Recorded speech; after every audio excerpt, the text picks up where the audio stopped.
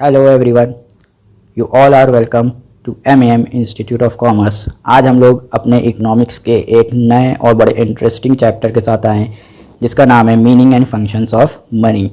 ठीक है, तो चलिए वीडियो को स्टार्ट करते हैं।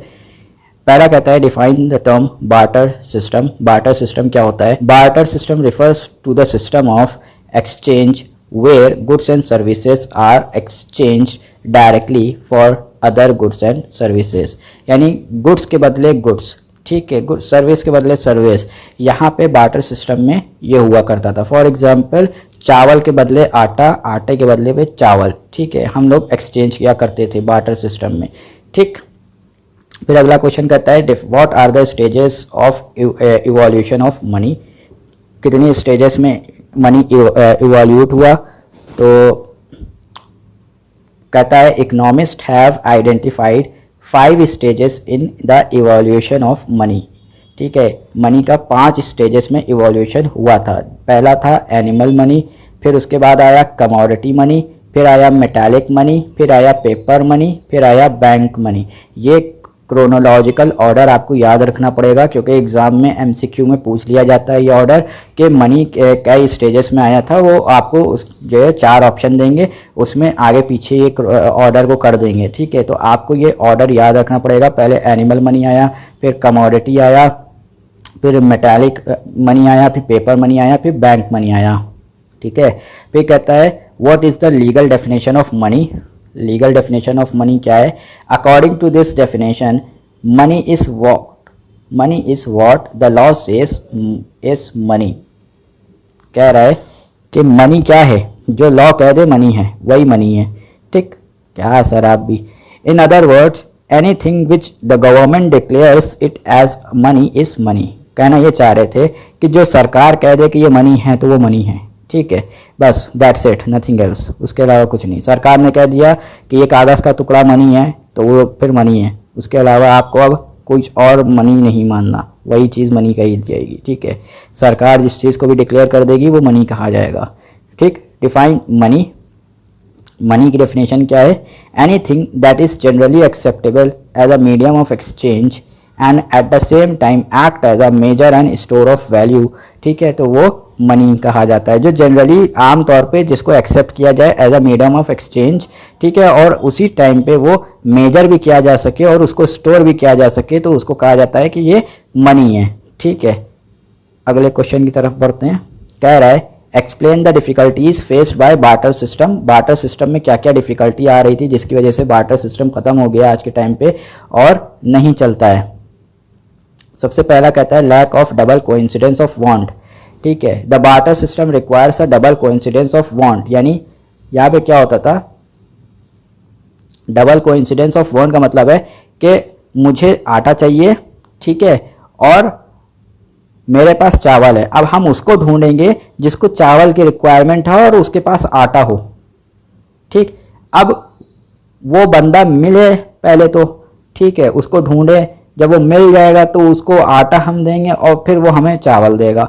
ठीक है, तो यहाँ पे ये चीज़ बड़ी मुश्किल से होती थी कि डबल कोइंसिडेंस हो जाए, यानी उसको जो चीज़ चाहिए वो मेरे पास हो, जो मुझे चाहिए वो उसके पास हो। ये पॉसिबल नहीं होता था यहाँ पे, इसलिए lack of double coincidence of want हो जाया करती थी on the part of those who wants goods and services. Double coincidence of want means simultaneous fulfillment of mutual wants by the buyer and seller. यानी जो चीज़ मुझे चाहिए वो उसके पास है, जो चीज़ उसको चाहिए वो मेरे पास है। ये चीज़ यहाँ पे पॉसिबल नहीं होती थी। फिर कहता है lack of common measure of value.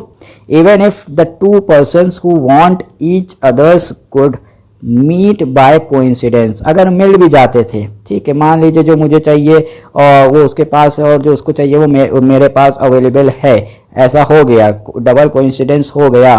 The problem arises as to the proportion in which the 2 goods should be exchange. अब यहाँ पे मेजरमेंट कैसे करी जाए 2 गुड्स की, कि जो जितना गुड्स हम उसको दे रहे हैं उसी मेजरमेंट में वो हमें गुड्स को देगा। ये पॉसिबल नहीं हो पाता था यहाँ पे। भी कहता है lack of divisibility. Another difficulty of a barter system relates to the fact that all the goods cannot be divided or and subdivided. सारे goods divide और subdivide नहीं किए जा सकते थे. डिवीजन पॉसिबल था लेकिन हर गुड्स का थोड़ी था.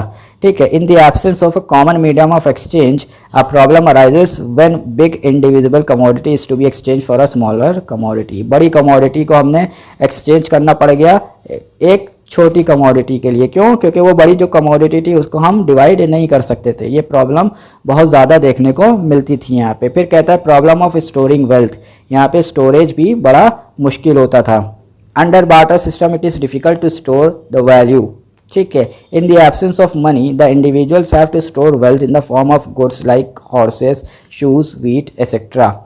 These goods may perish after some time. ठीक है. ये क्या हो जाते थे? ख़राब हो जाते थे.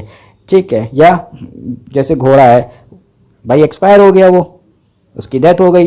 ठीक. तो ज़्यादा टाइम तक के लिए स्टोर नहीं किया जा सकता था. यहाँ पे एक प्रॉब्लम ये आती थी कि स्टोर नहीं कर सकते आप. चावल ख़राब हो जाएगा, आटा ख़राब हो जाएगा. ठीक है. ये सब चीज़ें ख़राब हो जाएंगी.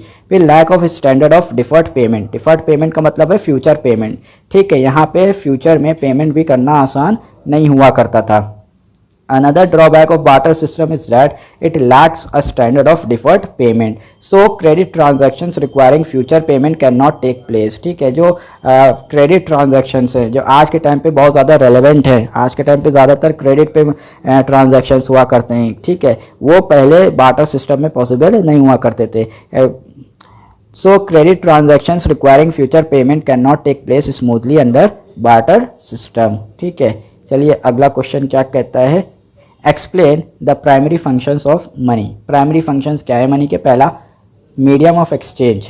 The most important function of money is that it serve as a medium of exchange.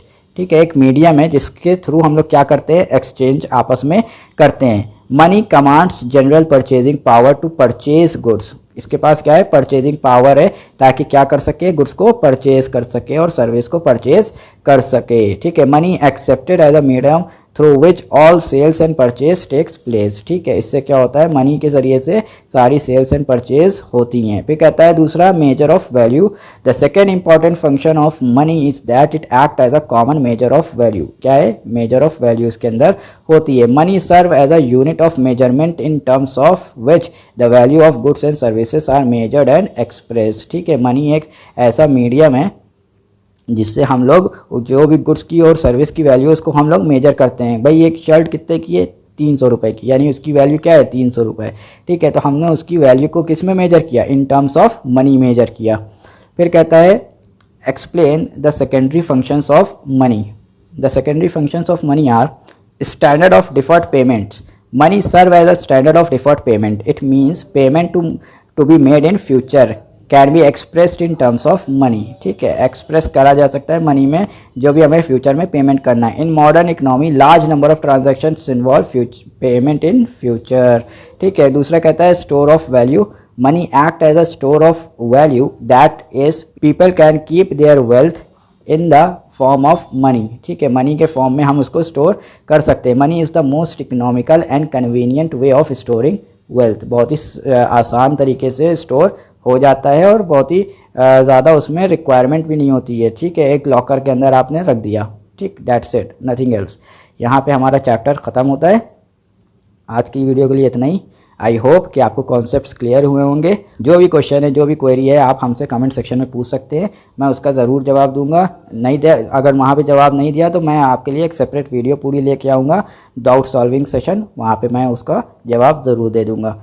ठीक है. आप वीडियो को लाइक करिएगा, चैनल को सब्सक्राइब करिएगा. इससे पता चलता है कि आप लोग मुझसे कितना प्यार करते हैं. आप लोग का प्यार दिखाता है ये. ठीक है.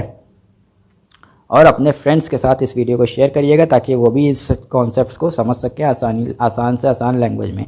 Till then, thank you so much. Good bye.